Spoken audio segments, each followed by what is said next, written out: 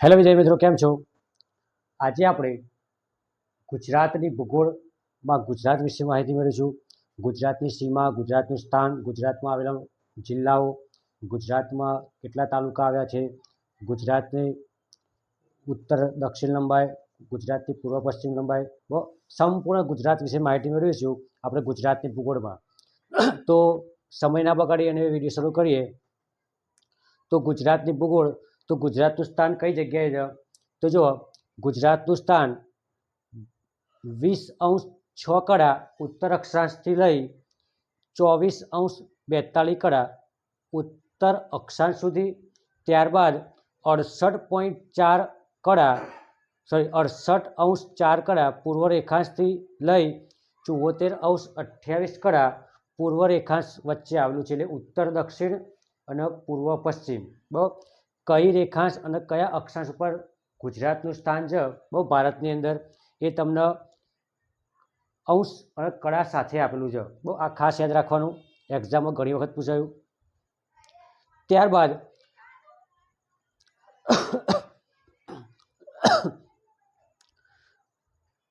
ગુજરાતના ઉત્તર ભાગમાંથી કર્કવૃત પસાર થાય છે. કર્કવૃત એ તમારા ગુજરાતના 6 જિલ્લાઓમાંથી પસાર થાય. 6 જિલ્લાઓ કયા? તો પશ્ચિમથી લઈ તે પૂર્વ સુધીનો ક્રમ તમને આપે છે. તો એ 6 જિલ્લાઓ કયા કયા? 1 કચ્છ, 2 પાટણ, 3 મહેસાણા, 4 ગાંધીનગર, 5 સાબરકાંઠા અને 6 અરવલ્લી. આ 6 જિલ્લામાંથી તમારે કર્કવૃત રેખા પસાર થાય છે. એ સિવાય મહેસાણા જિલ્લાના મોઢેરાનું સૂર્ય મંદિર આવી જાય.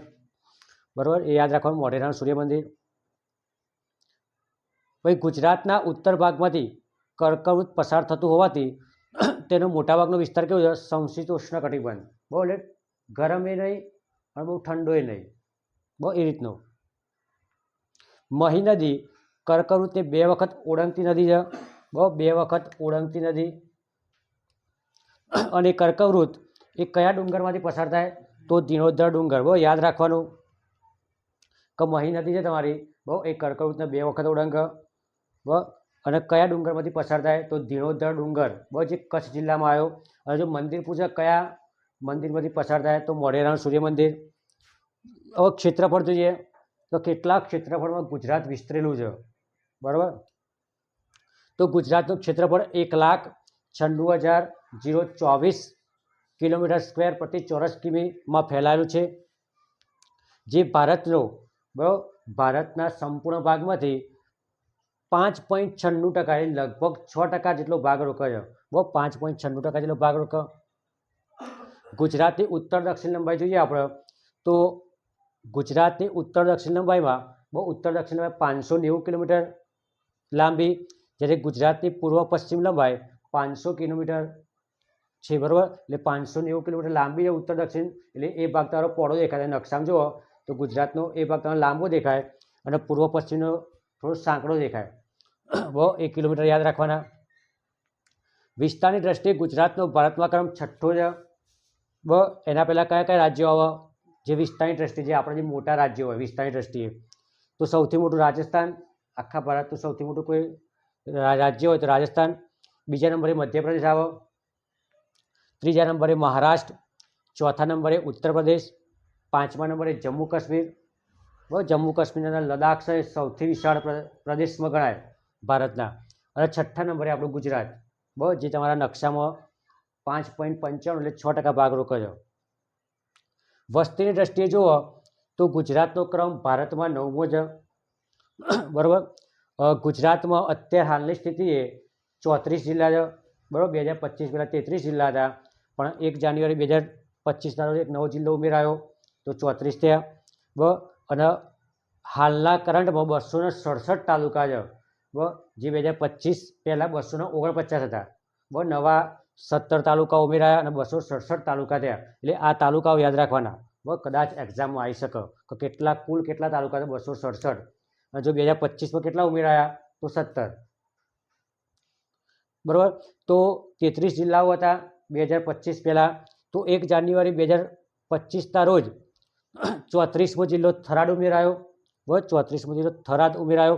જો તમને એવું પૂછે કે જો અત્યારે 34 જિલ્લા છે બરાબર, તો 2013ની અંદર 7 નવા જિલ્લા બન્યા હતા તમારા. બરાબર, એ યાદ રાખવાના. 2013ની અંદર 7 બન્યા અને એક અત્યારે કુલ થઈને 34 થયા. એટલે એવું પૂછે ક્યારે સુધારો થયો હતો? બરાબર, 2025 પહેલાં. તો કચ્છ જિલ્લો આપણો ગુજરાત એ બે પ્રકારની સરહદ ધરાવો, એક આંતરરાષ્ટ્રીય સરહદ અને એક આંતરરાજ્ય સરહદ.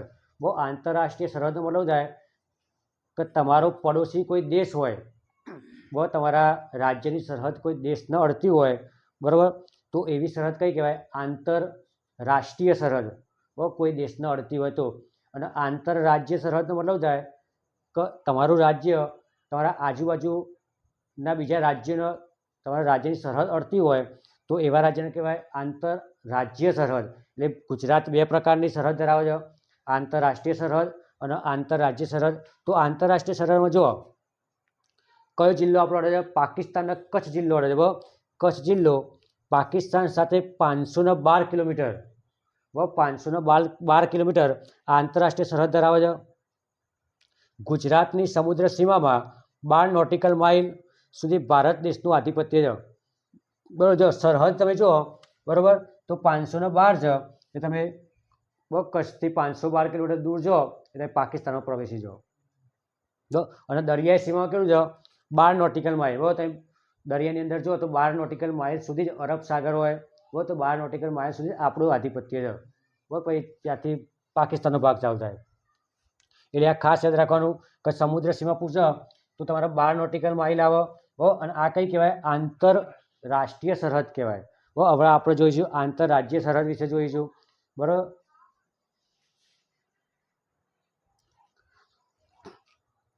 જો આગળ જોઈએ તો આંતરરાજ્ય સરહદ.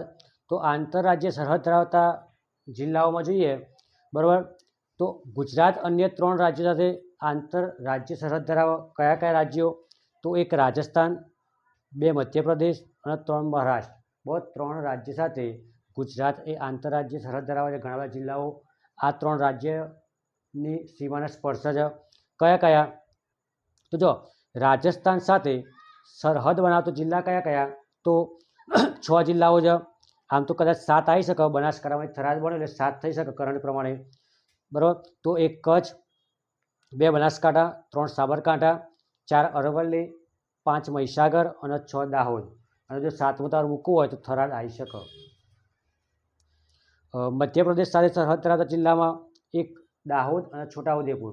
બરાબર, રાજસ્થાને 6 જિલ્લા, મધ્યપ્રદેશ સાથે 2 જિલ્લા સરહદ ધરાવે. મહારાષ્ટ્ર સાથે સરહદ ધરાવતા જિલ્લાઓમાં છોટાઉદેપુર, તાપી, ડાંગ, નવસારી, વલસાડ અને નર્મદા. અહીંયા 6 જિલ્લાઓ સરહદ ધરાવો. એ સિવાય ગુજરાતના 15 જિલ્લાઓ એવા છે કે જે દરિયા કિનારે સરહદ ધરાવો. 15 જિલ્લાઓ એવા છે કે જે દરિયા કિનારે સરહદ ધરાવો. કયા કયા? તો એક કચ્છ, મોરબી, જામનગર, દેવભૂમિ દ્વારકા, પોરબંદર, જુનાગઢ, ગીર સોમનાથ, અમરેલી, ભાવનગર, અમદાવાદ, આણંદ, ભરૂચ, સુરત, નવસારી અને વલસાડ. બહુ સૌરાષ્ટ્રના ઘણા ખરા જિલ્લાઓ, તમારા દક્ષિણ ગુજરાતના જિલ્લાઓ, બરાબર, મોટાભાગના જિલ્લાઓ, કચ્છ, આ બધા જ તમારા 15 જિલ્લામાં સમાવેશ થાય. બહુ જે સૌરાષ્ટ્રની મધ્યમાં આવેલા છે બહુ એ જિલ્લાઓ ના આવે, સુરેન્દ્રનગર નહીં. બાકીના જે આજુબાજુના જિલ્લાઓ છે બહુ એ અરબ સાગર આ બાજુ ખંભાતના, અખાતના, બરાબર, એ સીમા દરિયાઈ સીમા ધરાવતા 15 જિલ્લા છે. સૌથી લાંબો દરિયા કિનારો ધરાવતો જિલ્લો કયો? તો કચ્છ. 2 રાજ્યો સાથે સરહદ ધરાવતા જિલ્લા કયા કયા છે? તો દાહોદ છે, બરાબર, એ રાજસ્થાન અને મધ્યપ્રદેશ, બરાબર, બંને રાજ્યોના સીમાને સ્પર્શ કરે છે. બીજો છોટાઉદેપુર, જે મધ્યપ્રદેશ અને મહારાષ્ટ્ર રાજ્યની સીમાને સ્પર્શ કરે છે. એ સિવાય સૌથી વધુ જિલ્લા સાથે સરહદ ધરાવતા જિલ્લામાં ખેડા, રાજકોટ અને ભાવનગર, જે 7 જિલ્લાઓ એને સ્પર્શ છે. બરાબર, એની આજુબાજુ 7 જિલ્લાઓની સરહદ સ્પર્શ કરો. અને સૌથી ઓછા જિલ્લા સાથે સરહદ ધરાવતો જિલ્લો વલસાડ. બહુ એકમાત્ર જિલ્લો જે સૌથી ઓછું સરહદ ધરાવતો હોય એવો જિલ્લો તમારો વલસાડ. બહુ એના પછી આપણે આગળ જોઈએ ગુજરાતની ભૌગોલિક વિસ્તારોની સ્થિતિ જોઈએ, બરાબર. તો આ જોઈ લો ભાઈ, આપણે આગળ ભૌગોલિક સ્થિતિ જોઈએ. જો ગુજરાતના ભૌગોલિક વિસ્તારો જોઈએ તો 15 પ્રકારના ભૌગોલિક વિસ્તારો છે.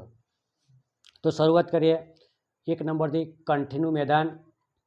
તો કચ્છના દરિયા કિનારાનો પ્રદેશ જેનો આકાર કંઠી જેવો છે. બસ જે કચ્છનો દરિયા કિનારો છે તમે જુઓ તેનો આકાર કેવો છે, કંઠી જેવો છે. એટલે એને શું કહેવાય? કંઠીનું મેદાન કહેવાય. બસ એના કાપના કારણે એક મેદાન રચાયું છે જેને કંઠીનું મેદાન કહેવાય. તેનો આકાર ગળામાં પહેરવાથી કંઠી જેવો છે, જેથી તેને કંઠીનું મેદાન કહે છે.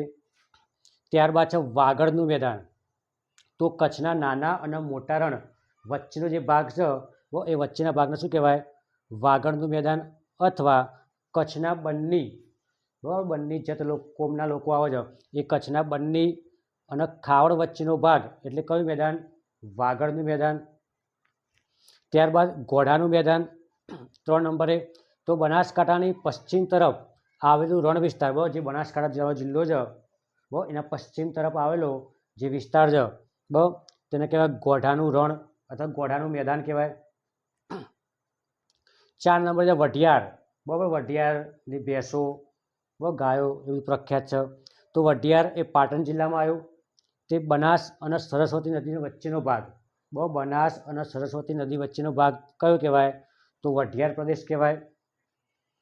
ત્યારબાદ 5મા નંબરે ચરોતર પ્રદેશ, કે જે મહી અને શેરી નદી વચ્ચેનો ભાગ છે. તે ખેડા અને આણંદ જિલ્લાની વચ્ચે આવેલો ભાગ છે. ત્યાં તમાકુની ખેતી ખૂબ જ પુષ્કળ પ્રમાણમાં થાય. તમાકુ ત્યાં પુષ્કળ પ્રમાણમાં થાય. તે બેસર પ્રકારની જમીનમાં થાય.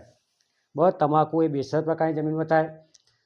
તેથી ત્યાં પુષ્કળ પ્રમાણમાં તમાકુ થતી હોવાથી ચરોતર પ્રદેશને સુવર્ણપણ, સુવર્ણ પાંદડાનો પ્રદેશ કહેવાય અથવા સુવર્ણપણનો પ્રદેશ કહેવાય, ભૂમિ કહેવાય. યાદ રાખજો ચરોતર પ્રદેશનો.